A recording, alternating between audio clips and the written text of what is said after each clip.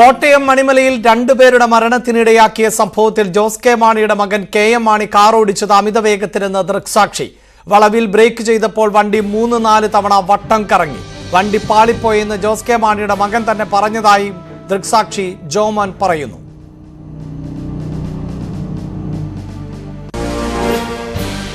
ഞാൻ കണ്ടായിരുന്നു. അതായത് ഞങ്ങൾ പള്ളിയിലെ കഴിഞ്ഞിട്ട് അവിടെ കോഴിക്കടയാണ്. ആ കോഴിക്കടയിൽ ഞങ്ങൾ കോഴി വാങ്ങിക്കാൻ പോയപ്പോൾ ഞാനും എൻ്റെ കൂട്ടുകാരനും കൂടെ അവിടെ സംസാരിച്ചുകൊണ്ടിരിക്കുകയായിരുന്നു. ഈ സംസാരിച്ചുകൊണ്ടിരിക്കുമ്പോഴാണ് ഈ വണ്ടി ഇങ്ങോട്ട് പോകുന്നത്. ഈ വണ്ടി പോയി ഇവിടെ ആയപ്പോഴത്തേന് ഈ വണ്ടി ഒന്ന് ഇങ്ങനെ പാളി കഴിഞ്ഞ് പെട്ടെന്ന് തന്നെ ഇവിടുന്ന് ഈ വണ്ടി വട്ടം കറങ്ങി ആ പോസ്റ്റിൻ്റെ അവിടെ വരെ ഒരു 3-4 പ്രാവശ്യമായിട്ട് ഇങ്ങനെ വട്ടം കറങ്ങി അവിടെ വരെ പോയി. ഈ വട്ടം കറങ്ങുന്നതിന് ആ സമയത്താണ് ഈ പിള്ളേർ അവിടെ നിന്ന് വരുന്നത്. അങ്ങനെ വന്നു കഴിഞ്ഞപ്പോൾ ഇവിടുന്ന് ഇടിച്ച് ഈ പിള്ളേർ ഒരാൾ ഇവിടെയും ഒരാൾ അവിടെയും കിടക്കുകയായിരുന്നു. എന്നിട്ട് അപ്പോഴത്തെ ഞങ്ങൾ അവിടെ വന്ന് ആ കാറ് മറ്റേ ഇന്നോവയുടെ ആരാ ഓടിച്ചതെന്നൊക്കെ നോക്കിയപ്പോഴത്തേക്കിന് ഒരു കൊച്ചു പയ്യനാണ്. ഞാൻ പറഞ്ഞു, ചേട്ടാ പാളിപ്പോയി, വണ്ടി സ്ലിപ്പായിപ്പോയെന്നൊക്കെ പറഞ്ഞു. അപ്പം ഞങ്ങൾ പറഞ്ഞു, ഇത് മോനെ ഇത് മഴ പെയ്ത് കിടക്കുന്നതല്ല, ഇത്രയും സ്പീഡിൽ ആണോ വണ്ടി ഓടിക്കുന്നത്, ഇത് കണ്ട് ഇവർ ഇത്ര ഇതായില്ലേന്ന് ചോദിച്ചു. അപ്പോഴത്തേക്കിന് മറ്റേ ജോസ് കെ മാണിയുടെ മോൻ്റെ അളിയൻ്റെ അപ്പൻ ഇവിടെ വന്നായിരുന്നു. വന്നു കഴിഞ്ഞപ്പോഴത്തേനെ പറഞ്ഞു, ഇത് നമ്മുടെ കുര്യൻ്റെ അളിയനാ എന്ന് പറഞ്ഞു. അപ്പോഴാണ് ഞാൻ മനസ്സിലാക്കുന്നത് ജോസ് കെ മാണിയുടെ മോനാണെന്ന്. പുള്ളി തന്നെ പറഞ്ഞു കഴിഞ്ഞപ്പോഴാണ് നമ്മൾ അറിയുന്നത്. അന്നേരം ഈ അവസ്ഥ എന്ന് പറഞ്ഞു കഴിഞ്ഞാൽ ഈ രണ്ടുപേരും അന്നേരം തന്നെ ബോധം പോയിട്ട് ഒരു കൈയും കാലും മുഴുവൻ ഒടിഞ്ഞു പോയി. എല്ലാം തൂങ്ങി കിടക്കുമായിരുന്നു. എടുത്തിട്ട് ഒന്ന് എല്ലാം വല്ലാത്ത ഒരു അവസ്ഥയിലായിരുന്നു. അമിതവേഗമാണ്, നല്ല സ്പീഡിലായിരുന്നു. അത് ചവിട്ടിയിട്ട് കിട്ടിയില്ല. അത് അതായത് ആ വണ്ടി ചവിട്ടി വട്ടം കറങ്ങി അവിടം വരെ 3 വട്ടം കറങ്ങി 4 വട്ടം കറങ്ങി അവിടെ വരെ ഇത്രയും ദൂരം പോയി വട്ടം കറങ്ങി വെറും കള്ളത്തരവാണ്. അതായത് മറ്റേ ആ വണ്ടി ഇന്നോവ അവിടുന്ന് മേളിൽ നിന്ന് വരുമായിരുന്നു, മറ്റേ ബൈക്ക് അവിടുന്ന് വരുമായിരുന്നു. എങ്ങാണ്ട് അവരുടെ കറുകച്ചാലിനെങ്ങാണ്ട് അവരുടെ ബന്ധുക്കാരുടെ വീട്ടിൽ പോയിട്ട് അവർ തന്നെ ഈ അരിയൊക്കെ അവിടുന്ന് അവരുടെ വീട്ടുകാർ കൊടുത്തു വിട്ടാണ്.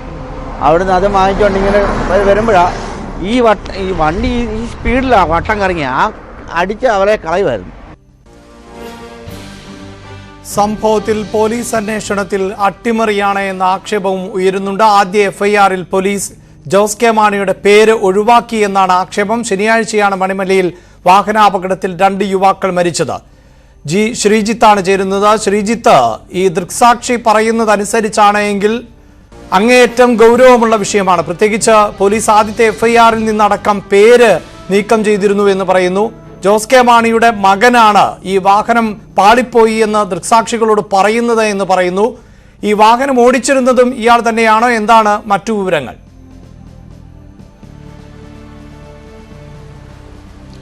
അഭിലാഷ, ഈ മറ്റൊരാളാണ് ഓടിച്ചിരുന്നത് എന്ന് പറയുന്നു എന്നതുള്ളതിനപ്പുറത്തേക്ക് നമ്മൾ ആ കൃത്യമായ തെളിവുകളാണ് ഇപ്പോൾ പുറത്തുവിട്ടിരിക്കുന്നത്. എഫ്ഐആറിന്റെ പകർപ്പ് തന്നെയാണ് വിട്ടിരിക്കുന്നത്. ഇത് ആദ്യം തയ്യാറാക്കിയ എഫ്ഐആർ ആണ്. ഇതിലാണ് 45 വയസ്സുള്ള ഒരാളാണ് ഈ വാഹനം ഓടിച്ചിരുന്നത് എന്ന് വളരെ കൃത്യമായി ഈ വാഹന നമ്പർ അടക്കം രജിസ്റ്റർ ചെയ്തുകൊണ്ട് പറയുകയും ചെയ്തിട്ടുള്ളത്. അതായത് ദൃക്സാക്ഷി പറയുന്നു എന്നുള്ളതിനപ്പുറത്തേക്ക് ഈ കേസ് അട്ടിമറിക്കാൻ വലിയ ഗൗരവമേറിയ ഒരു ശ്രമം ഉണ്ടായി എന്നതിന്റെ വളരെ കൃത്യമായ തെളിവുകളാണ് പുറത്തു വരുന്നത്. നമുക്ക് ആകുന്ന വിവരം അനുസരിച്ച് ഇയാളുടെ രക്തസാമ്പിളും എടുത്തിട്ടില്ല. ഏതെങ്കിലും തരത്തിൽ സാധാരണഗതിയിൽ ഒരു അപകടം ഉണ്ടായാൽ ആദ്യം പോലീസ് ചെയ്യുന്നത് രക്തസാമ്പിൾ എടുക്കുകയൊക്കെയാണ്. അതിൽ കേസ് ഏതെങ്കിലും തരത്തിൽ മദ്യമോ മറ്റ് ലഹരിയോ ഒക്കെ ഉപയോഗിച്ചിട്ടുണ്ടോ ഈ ഡ്രൈവർ എന്നറിയാൻ എല്ലാ കേസുകളിലും എടുക്കുന്നതാണ്, സാധാരണക്കാരുടെ ഒക്കെ കേസിൽ എടുക്കുന്നതാണ്. പക്ഷേ ഇവിടെ ഉണ്ടാകുന്നില്ല. നമുക്കറിയാം ശ്രീറാം വെങ്കിട്ടറാമിന്റെ കേസിലും സമാനമായ രീതിയിൽ ഈ ആദ്യം മദ്യം കഴിച്ചിരുന്നു എന്നുള്ള ആരോപണം ഉണ്ടെങ്കിൽ പോലും പരിശോധനയ്ക്ക് തയ്യാറായിരുന്നില്ല എന്നൊരു സംഭവം കൂടി പിന്നിൽ നിൽപ്പുണ്ട്. സമാനമായി പോലീസ് ഇവിടെയും അട്ടിമറിക്കുന്നു സാധാരണക്കാരായ 2 മനുഷ്യരുടെ കാര്യത്തിൽ എന്നുള്ളതാണ് എടുത്തു പറയാനുള്ളത്. എന്തായാലും ഈ വാഹനം ആദ്യഘട്ടത്തിൽ വന്നിരുന്ന വിവരം അനുസരിച്ച് വാഹനത്തിന്റെ പിന്നിലാണ് ഇടിച്ചതെന്ന് പറയുമ്പോൾ എങ്ങനെയാണ് ആ പിന്നിൽ വാഹനം ഇടിക്കുന്ന ഒരു സാഹചര്യം ഉണ്ടായത് എന്ന് പരിശോധിക്കുമ്പോഴാണ് ഈ വാഹനം അമിത വേഗത്തിൽ വരികയും അവിടെ മഴയുണ്ടായിരുന്നു, ബ്രേക്ക് ചവിട്ടുകയും 3-4 തവണ കരണം മറിഞ്ഞ് തിരിഞ്ഞാണ് കരണം മറിഞ്ഞിട്ടില്ല, തിരിഞ്ഞ് അവിടേക്ക് എത്തി നിൽക്കുകയായിരുന്നു. അങ്ങനെയാണ് എതിർദിശയിൽ ആയിരുന്നു 2 വാഹനങ്ങളും ഉണ്ടായിരുന്നത്. അങ്ങനെയാണ് ഈ എതിർദിശയിൽ വന്ന സ്കൂട്ടർ ഈ വാഹനത്തിൽ ഇടിക്കേണ്ടി വരുന്ന ഒരു സാഹചര്യം ഉണ്ടാക്കിയത് ഈ ജോസ് കെ മാണിയുടെ മകന്റെ അമിത വേഗം, ഒപ്പം തന്നെ അശ്രദ്ധമായ വാഹനമോടിക്കൽ, ഇതെല്ലാം തന്നെയാണ്. എന്തായാലും മിനിങ്ങാന്ന് രാത്രി ഇവർ രണ്ടുപേരും മരിക്കുന്നു, ജിസ് ഉൾപ്പെടെ മരിക്കുന്നു. തൊട്ടടുത്ത ദിവസം ഇന്നലെ പക്ഷേ പോലീസ് ജോസ് കെ മാണിയുടെ മകനെതിരെ തന്നെ FIR രജിസ്റ്റർ ചെയ്യുന്നു, അറസ്റ്റ് രേഖപ്പെടുത്തുകയും ചെയ്യുന്നു. അങ്ങനെ തുടർ നടപടി സ്വീകരിച്ചിട്ടുണ്ട്. പക്ഷേ ഈ രക്തസാമ്പിളുകൾ അടക്കം എടുക്കുന്ന കാര്യത്തിൽ ഒരു വലിയ വീഴ്ച ഉണ്ടായിട്ടുണ്ട് എന്നുള്ളതാണ് എടുത്തു പറയാനുള്ളത്. എന്തായാലും ഇരുവരുടെയും സംസ്കാര ചടങ്ങുകൾ അല്പസമയം മുമ്പ് പൂർത്തിയായിട്ടുണ്ട്. മണിമലയിൽ വെച്ചാണ് ഈ അപകടം ഉണ്ടാകുന്നത്. അന്ന് രാത്രി ഏതാണ്ട് വൈകാതെ തന്നെ കോട്ടയം മെഡിക്കൽ കോളേജിൽ ഇരുവരെയും എത്തിച്ചിരുന്നു. പക്ഷെ അന്ന് രാത്രി 1 മണിയോടെ ഇരുവരും മരിക്കുകയായിരുന്നു. ശ്രീജിത്ത്, തീർച്ചയായും ഇപ്പോൾ അപകടം എന്നത് സ്വാഭാവികമായി സംഭവിക്കാം. മഴ പെയ്തിരുന്നു എന്നാണ് മനസ്സിലാക്കുന്നത്. അപ്പോൾ സ്വാഭാവികമായും വാഹനം പാളിപ്പോവുകയൊക്കെ ചെയ്യാം. പക്ഷേ ദൃക്സാക്ഷി പറയുന്നത് അത്തരത്തിലല്ല. വാഹനം അമിത വേഗതയിലായിരുന്നു. വാഹനം ബ്രേക്ക് ചവിട്ടിയപ്പോൾ 3ഓ 4ഓ തവണ അത് റോട്ടിൽ തന്നെ വട്ടം കറങ്ങുന്ന സാഹചര്യം ഉണ്ടാകുന്നു. അങ്ങനെയെങ്കിൽ സ്വാഭാവികമായും അത് അമിത വേഗത്തിലാകണം. ഒപ്പം ശ്രീജിത്ത് സൂചിപ്പിച്ചതുപോലെ ഈ ഡ്രൈവർ, അത് ഓടിച്ചിരുന്ന ആൾ ആര് തന്നെയായാലും അയാൾ ലഹരി ഉപയോഗിച്ചിരുന്നോ എന്നത് ഉൾപ്പെടെയുള്ള കാര്യങ്ങളൊക്കെ അറിയണമെങ്കിൽ രക്തപരിശോധന ഉൾപ്പെടെ നടത്തേണ്ടതുണ്ട്. എന്തുകൊണ്ട് ഇങ്ങനെ ഒരു വീഴ്ച സംഭവിച്ചു എന്നാണ് മനസ്സിലാക്കുന്നത്?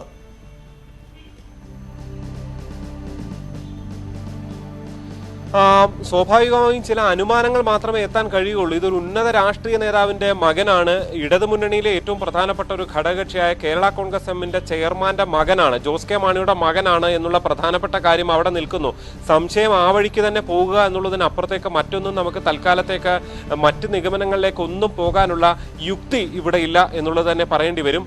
എടുത്തു പറയേണ്ടത്, ഈ പോലീസ് ഈ സംഭവ സ്ഥലത്ത് എത്തുകയും ഈ അപകട സ്ഥലത്ത് എത്തുകയും ജോസ് കെ മാണിയുടെ മകൻ തന്നെയാണ് ഇത് ഓടിച്ചതെന്ന് കൃത്യമായി മനസ്സിലാക്കുകയും ചെയ്തതാണ്. അതിനുശേഷമാണ് എങ്ങനെയോ ഒരു 45 വയസ്സുകാരൻ, ഈ 18 വയസ്സുകാരനോ 19 വയസ്സുകാരനോ 20 വയസ്സുകാരനോ എന്ന് എഴുതിയാൽ വേണമെങ്കിൽ മനസ്സിലാക്കാം അത് അങ്ങനെയൊക്കെ സംഭവിച്ചതായിരിക്കും. ചിലപ്പോൾ പേര് അറിഞ്ഞിട്ടുണ്ടാകില്ല, ജോസ് കെ മാണിയുടെ മകനാണെന്ന് അറിഞ്ഞിട്ടുണ്ടാകില്ല. പക്ഷെ പെട്ടെന്ന് എങ്ങനെ ഒരു 45 വയസ്സുകാരൻ എന്ന കഥ FIR-ൽ വരുന്നു എന്നുള്ളതാണ് ഏറ്റവും ഞെട്ടിക്കുന്നത്. ഇതിൽ അട്ടിമറിയുടെ വളരെ കൃത്യമായ സൂചന. അതായത് ശ്രീജിത്ത്, ഈ ദൃക്സാക്ഷികൾ പറയുമ്പോൾ ഈ വാഹനത്തിൽ ഒരാൾ മാത്രമാണോ ഉണ്ടായിരുന്നത്? ആ നിലയിലാണോ നമുക്ക് മനസ്സിലാക്കേണ്ടി വരുന്നത്?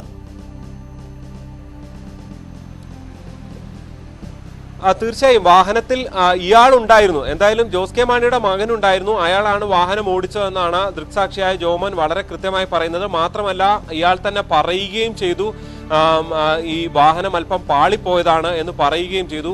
മാത്രമല്ല ജോസ് കെ മാണിയുടെ മകനാണ് എന്ന് സ്ഥിരീകരിക്കുന്നത് ഈ ജോസ് കെ മാണിയുടെ മകളുടെ ഭർത്താവിന്റെ അച്ഛൻ സംഭവ സ്ഥലത്ത് ഉടനെത്തി.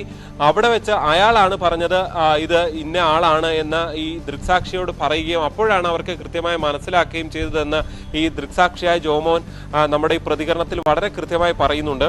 അങ്ങനെ വളരെ സ്വാഭാവികമായി ഈ അപകടം കണ്ടൊരു ദൃക്സാക്ഷിയുടെ പ്രതികരണം കൂടി പുറത്തു വന്നിരിക്കുന്നു. ഇപ്പുറത്തെ FIR അട്ടിമറിക്കാനുള്ള ശ്രമത്തിന്റെയും തെളിവുകൾ പുറത്തു വന്നിരിക്കുകയാണ്.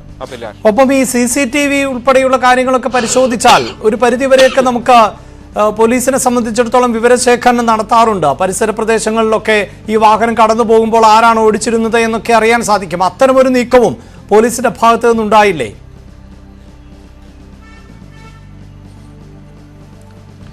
പോലീസിന് CCTV ദൃശ്യങ്ങൾ ലഭിച്ചിട്ടുണ്ട് എന്നുള്ളത് അനൌദ്യോഗിക വിവരമാണ് നമുക്കുള്ളത്. പോലീസ് അത് ഔദ്യോഗികമായി അങ്ങനെ ഒരു കാര്യം കൃത്യമായി പറയുന്നില്ല. പക്ഷെ അപകട സ്ഥലത്തല്ല, അപകട സ്ഥലത്തിന്റെ 100 മീറ്റർ അകലെയുള്ള സ്ഥലത്ത് ഈ ഒരു CCTV ദൃശ്യം ഉണ്ടായിരുന്നു. പക്ഷേ മാധ്യമങ്ങൾ അവിടെ ചെന്ന് ആ വീട്ടുകാരോട് അന്വേഷിച്ചപ്പോൾ അങ്ങനെ CCTV ഉണ്ടെങ്കിലും അത് പ്രവർത്തിക്കുന്നില്ല, ഇടിവെട്ടലിൽ അത് കേടായിപ്പോയി എന്ന വിവരമാണ് അവർ പങ്കുവെക്കുന്നത്.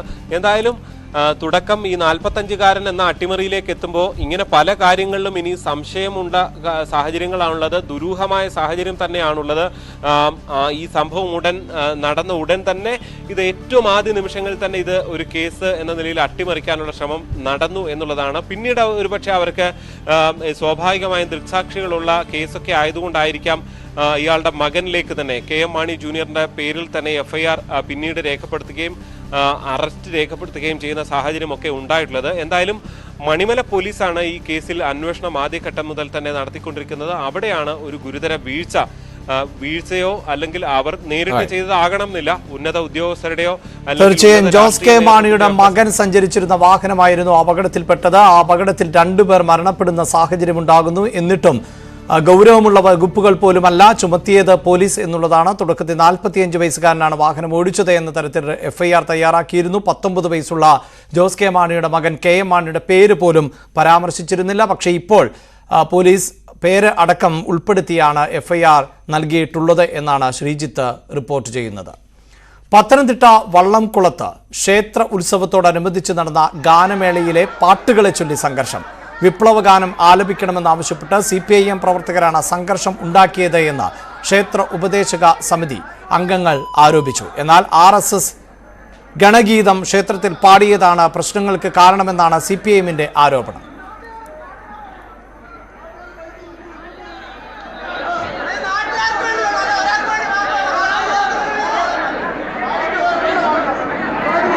ഗാനമേളയ്ക്കിടയിൽ വിപ്ലവഗാനമായ ബലികുടീരങ്ങളെ ആലപിക്കണമെന്നാവശ്യപ്പെട്ട് CPIM പ്രവർത്തകർ ബഹളം വെച്ചതായും സ്റ്റേജിന്റെ കർട്ടൻ കീറിയെറിഞ്ഞതായുമാണ് പരാതി. RSS അനുഭാവികൾക്ക് മേൽക്കോയ്മയുള്ള ക്ഷേത്ര കമ്മിറ്റിയാണ് ഇവിടുത്തേത്. ക്ഷേത്ര കമ്മിറ്റിയുടെ പരാതി, ക്ഷേത്രത്തില് ഗാനമേള നടക്കുന്ന അവസാന നിമിഷം ഗാനമേളക്കാര് ഒരു പാട്ടുപാടി. ആ പാട്ടുപാടി കഴിഞ്ഞ ഉടനെ ഇവരെ മാസായിട്ട് വന്നിട്ട് CPIMന്റെ പ്രവർത്തകര് അവിടെ അവരുടെ പാട്ട് പാടണം, ബലികുടീരങ്ങളെ പാടണമെന്ന് പറഞ്ഞെത്തി. RSSന്റെ ഗണഗീതമാണ് അവർ പാടിയത്. അപ്പം ഇവര് വന്നിട്ട് മാസമായിട്ട് ഇവർ നേരത്തെ തയ്യാറായിട്ട് തന്നെ ഇരുന്നതാണ്. അവരെ വാഹനം തടഞ്ഞു നിർത്തി അവരോട് ഈ പാട്ട് പാടണം എന്ന് പറഞ്ഞത് ഞങ്ങളും പാടാൻ സമ്മതമായിരുന്നു. പക്ഷേ അവര് മാസമായിട്ട് വന്ന് ഇവരെ പാടിക്കാതെ അതിനകത്തു നിന്നും വിടത്തില്ല എന്നുള്ള രീതിയിൽ ആഘോഷിച്ചുകൊണ്ട് ഒരു 100 പ്രവർത്തകർ അവിടെ എത്തിച്ചേർന്ന സമയത്ത് നമ്മളത് സാധിക്കത്തില്ല എന്ന് പറഞ്ഞു. ശശി നാരായണനുണ്ട് വാർത്തയുടെ വിശദാംശങ്ങളുമായി. ശശി, എന്നിട്ട് ഈ സംഭവം എങ്ങനെയാണ് ഇപ്പോൾ അവസാനിച്ചത്? അഭിലാഷ്, ശനിയാഴ്ചയാണ് ഇത്തരമൊരു സംഭവം തിരുവല്ല വള്ളംകുളം നന്നൂർ ക്ഷേത്രത്തിൽ നടക്കുന്നത്. ഈ ഗാനമേള നടക്കുന്ന സമയത്ത് CPIMന്റെ ഒരു കൂട്ടം പ്രവർത്തകർ ബലികുടീരങ്ങളെ, അതായത് CPIMന്റെ വിപ്ലവഗാനമായ ബലികുടീരങ്ങളെ ഗാനം ആലപിക്കണമെന്ന് ഗാനമേളക്കാരോട് ആവശ്യപ്പെടുന്നു. ഇത് സാധ്യമല്ല എന്ന് ഉത്സവ കമ്മിറ്റി ഭാരവാഹികൾ പറയുന്നു. തുടർന്ന് സംഘർഷത്തിലേക്ക് എത്തുന്നു. ഇതാണ് ഈ സംഭവവുമായി ബന്ധപ്പെട്ട് ഉണ്ടായത്. പക്ഷേ ആ സമയം ഈ ക്ഷേത്രത്തിൽ ഈ ഗാനമേളക്കാര് ഈ RSSന്റെ ഗണഗീതം പാടിക്കൊണ്ടിരിക്കുകയായിരുന്നു. അത്തരം ഒരു സമയത്താണ് ഇവർ ബലികുടീരങ്ങളെ പാടാൻ ആവശ്യപ്പെടുന്നത്. ഇത് ക്ഷേത്ര കമ്മിറ്റിയുടെ ഇപ്പോഴത്തെ അവർ പറയുന്നത് അത് പാടാൻ തയ്യാറായിരുന്നു. കമ്മിറ്റി അതിന് എതിർപ്പൊന്നും രേഖപ്പെടുത്തിയിരുന്നില്ല. പക്ഷെ ഒരു കൂട്ടം CPIMകാർ ഈ ഗാനമേള തടസ്സപ്പെടുന്ന രീതിയിൽ വലിയ ബഹളം വെച്ചെത്തിയതാണ് ഈ പ്രശ്നങ്ങൾ കാരണമെന്നാണ് ഉത്സവ കമ്മിറ്റി ഭാരവാഹികൾ പറയുന്നത്. തുടർന്ന് അവർ തിരുവല്ല പോലീസ് സ്റ്റേഷനിൽ പരാതി കൊടുക്കുകയും ചെയ്തു. അത്തരത്തിൽ ആ കേസ് ഇപ്പോൾ തിരുവല്ല പോലീസ് സ്റ്റേഷനിലുള്ളത്. എന്തായാലും ഗാനമേള പിന്നീട് നടത്താൻ കഴിയാതെ മുടങ്ങുകയായിരുന്നു. ഒരു നേരിയ സംഘർഷവും ഈ ഉത്സവ കമ്മിറ്റി സ്ഥലത്ത് ഉണ്ടായി. എന്തായാലും ഇതുമായി ബന്ധപ്പെട്ട് CPIM പറയുന്നത് ഈ ക്ഷേത്രത്തില് ഗണഗീതം, RSSന്റെ ഗണഗീതം പാടുന്ന ഒരു സാഹചര്യമുണ്ടായി. അതേസമയം ബലികുടീരങ്ങൾ പാടാൻ അനുവദിച്ചില്ല എന്നുള്ള കാര്യമാണ്. പക്ഷേ ഈ ഗണഗീതം പാടിയുമായി ബന്ധപ്പെട്ടുള്ള തർക്കമാണ് ഈ സംഘർഷത്തിന് കാരണം എന്നുള്ള രീതിയിലാണ് CPIMന്റെ local committee secretary, Thiruvalla local committee secretary Suresh Kumar അടക്കമുള്ളവർ വ്യക്തമാക്കുന്നത്. ശശിനാരായണൻ, ഞാൻ എത്താം താങ്കളിലേക്ക്. ഇപ്പോൾ PC സുരേഷ്, CPIMന്റെ പ്രാദേശിക നേതാവ്, ടെലിഫോൺ ലൈനിലുണ്ട്. ശ്രീ സുരേഷ്, ഇത്തരത്തിൽ ഈ ബലികുടീരങ്ങളെ എന്ന ഗാനം CPIM പ്രവർത്തകർ ആലപിക്കണമെന്ന് ഗാനമേളക്കാരോട് ആവശ്യപ്പെട്ടതായാണ് വിവരം. അങ്ങനെ ആവശ്യപ്പെട്ടിരുന്നോ? അതെ, ബലികുടീരങ്ങളെ എന്ന പാട്ട് പാടാൻ ആവശ്യപ്പെടാനുള്ള സാഹചര്യം എന്താണ്? അതായത് ഈ ഒരു ക്ഷേത്രം എന്ന് പറയുന്നത് ഈ നന്നൂർ ദേവി ക്ഷേത്രത്തെ ഉത്സവമായിട്ട് ബന്ധപ്പെട്ട് ഈ പ്രദേശത്തെ മുഴുവൻ ആളുകളും അതുമായി സഹകരിച്ച് നിൽക്കുന്നവരാണ്. മനസ്സിലായില്ലേ? ഇത് ഏതെങ്കിലും ഒരു സംഘടനയുടെ മാത്രം അവകാശമായിട്ട് കൊണ്ടുനടക്കുന്ന ഒരു അമ്പലമല്ലത്. അവിടെ ഈ RSS ശാഖയെ പാടുന്ന ഗണഗീതം പാടാനായിട്ട് അവരാവശ്യപ്പെട്ടു. അവര് പാടി. അത് പാടിയപ്പോ അവിടെ ആരും തടസ്സപ്പെടുത്തിയില്ല. അപ്പൊ സ്വാഭാവികമായിട്ട് അവിടെ കൂടിയ ജനങ്ങള്, അതിനകത്ത് ഞങ്ങളുടെ സഹാക്കളുണ്ട്, അവര് ബലികുടീരങ്ങളാണ്, KPSCയുടെ പ്രശസ്തമായ നാടകഗാനമാണ്, അതൊന്ന് പാടാൻ പറഞ്ഞു. അത് പാടി അവിടെ പ്രശ്നം തീർന്നു. അല്ല, അത് പാടുന്നതിന് ബുദ്ധിമുട്ടുണ്ടോ എന്ന് സംഘാടകർ പറഞ്ഞതായി മനസ്സിലാകുന്നില്ല. അല്പസമയം മുമ്പ് ഈ ക്ഷേത്രത്തിന്റെ ഭാരവാഹികൾ ന്യൂസ് 18നോട് പ്രതികരിച്ചിരുന്നു. പക്ഷേ കൂട്ടമായി വന്ന് അലങ്കോലപ്പെടുത്തുന്ന തരത്തിലേക്ക് കാര്യങ്ങൾ പോയി എന്നാണ് പറയുന്നത്. അങ്ങനെ പാടുകയാണെങ്കിൽ അങ്ങ് പാടിയ പോരായോ? ഇവിടെ വേറെ വല്ല വിഷയം വല്ലതും ഉണ്ടോ? അതുണ്ടായതിന് ഞാൻ ചോദിക്കുന്നത്, ഇവര് പാടാൻ ആവശ്യപ്പെട്ട ഗാനമേളക്കാര് പാടുമല്ലോ.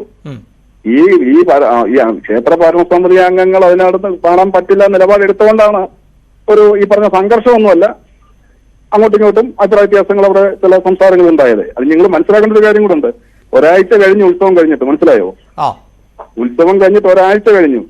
ഈ നാട്ടിൽ ഒരിടത്ത് ഒരാൾക്കിടയിലും ജനങ്ങൾക്കിടയിൽ അങ്ങനെ ഒരു വലിയ സംഘർഷം അവിടെ ഉണ്ടായതായിട്ടോ എന്തെങ്കിലും വിഷയം ഉണ്ടായിട്ടോ ഒരു ചർച്ച പോലും നാട്ടിലില്ല. ഒരാഴ്ചക്ക് ശേഷം ഇങ്ങനെ മീഡിയകളിലൂടെ ഇങ്ങനെ വാർത്ത കൊണ്ടുവന്നതിന് പിന്നിലെത്താൻ ഞങ്ങൾക്ക് മനസ്സിലാവുന്നില്ല. അല്ല, ഇപ്പോൾ നിലവിലൊരു പരാതിയില്ലേ? നിലവിൽ പരാതി അവർ ഉണ്ടായിരിക്കാം.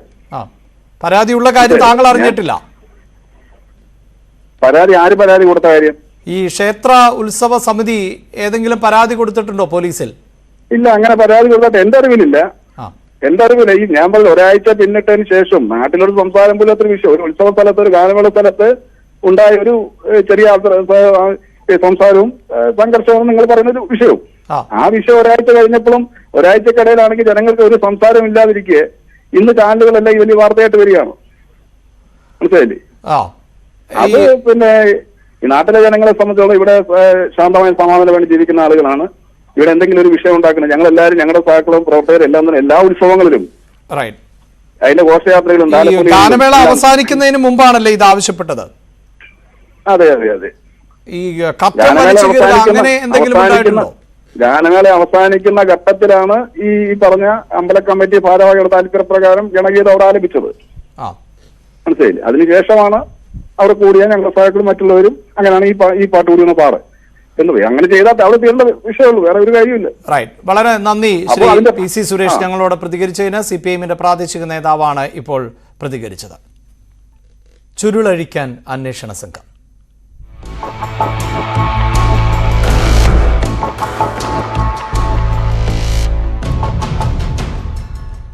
എലത്തൂർ ട്രെയിൻ തീവെപ്പ് സംഭവത്തിൽ തീവ്രവാദ ബന്ധം വ്യക്തമാക്കുന്നുവെങ്കിൽ അത് ഗൗരവമുള്ളതാണ് എന്ന് ഗവർണർ ആരിഫ് മുഹമ്മദ് ഖാൻ. ഇത്തരം സംഭവങ്ങൾ നടക്കുന്നു എന്നത് തന്നെ ജനങ്ങളെ ഭയപ്പെടുത്തുകയാണ്.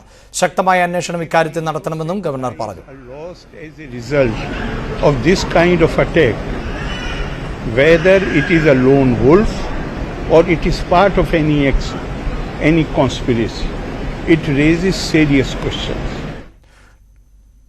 ട്രെയിൻ തീവെപ്പ് കേസ് പ്രതി ഷാരൂഖ് സൈഫിയെ പോലീസ് ക്യാമ്പിൽ വെച്ച് വൈദ്യപരിശോധനയ്ക്ക് വിധേയനാക്കി. കോഴിക്കോട് മെഡിക്കൽ കോളേജ് ആശുപത്രിയിൽ നിന്ന് ഡോക്ടർമാരുടെ വിദഗ്ധ സംഘം ഇതിനായി AR ക്യാമ്പിൽ എത്തുകയായിരുന്നു. തെളിവെടുപ്പിന് ഷാരൂഖ് സൈഫിയെ ഷൊർണൂരിലേക്ക് കൊണ്ടുപോകും എന്നാണ് സൂചന.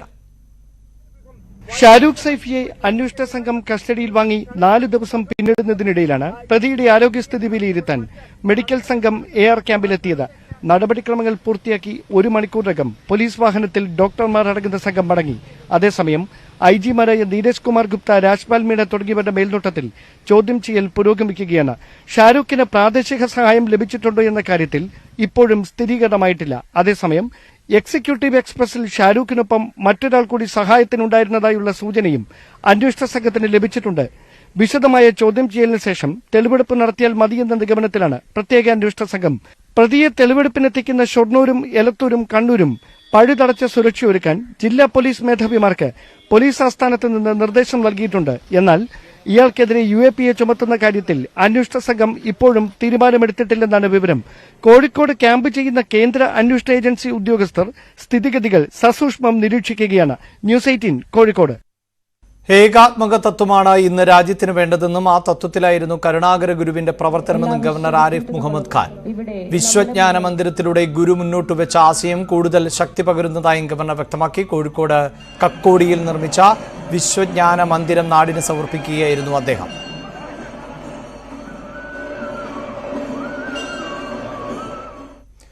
KCR ഫർണിച്ചർ ആൻഡ് അപ്ലയൻസസിന്റെ പുതിയ മെഗാ ഷോറൂം തിരുവനന്തപുരത്ത് മുട്ടത്തറ കല്ലുമുട്ടിൽ പ്രവർത്തനം ആരംഭിച്ചു. സംസ്ഥാന ഭക്ഷ്യ സിവിൽ സപ്ലൈസ് വകുപ്പ് മന്ത്രി GR അനിൽ ആണ് ഉദ്ഘാടനം നിർവഹിച്ചത്. ഫർണിച്ചർ ഷോറൂമിന്റെ ഉദ്ഘാടനം മുൻ ആരോഗ്യവകുപ്പ് മന്ത്രി KK ശൈലജ നിർവഹിച്ചു. മുൻ ആരോഗ്യവകുപ്പ് മന്ത്രി VS ശിവകുമാർ ആദ്യ വിൽപ്പന നടത്തി.